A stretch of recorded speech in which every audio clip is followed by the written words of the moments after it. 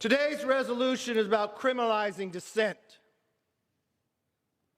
Democrats are threatening to throw in jail a good man who has done nothing but attempt to follow the law, simply because he's President Trump's closest aide. Mr. Scavino does not deserve that. He tried to cooperate with the Select Committee's request. He sent timely letters to the committee to clarify the vague scope of the requested testimony.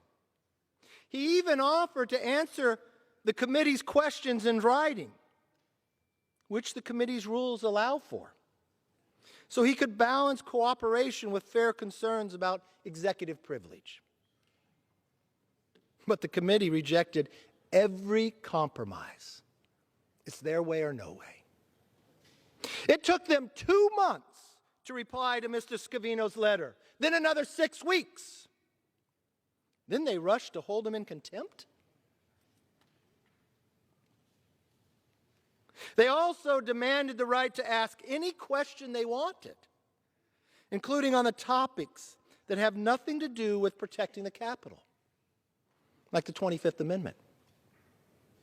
Even if you agree with the Select Committee has a legislative purpose, the fact is that purpose is not unlimited. The committee must identify a specific nexus between its legislative purpose and the information it wants. But it never identified the nexus for the information it was seeking from Mr. Scavino. And I bet it won't identify that nexus today either. Why? Because the nexus does not exist. Without it, the subpoena is invalid. Congressional oversight is supposed to inform the legislative process. It must have a valid legislative purpose. It's not there so the swamp can bully its political enemies. Let's be honest, Mr. Scavino never acted like he was above the law, and anyone who says otherwise is wrong. If anyone has acted like they're above the law, it's the Select Committee. Mr. Speaker, as I said earlier, 2 wrongs don't make a right. The riot on January 6th was wrong.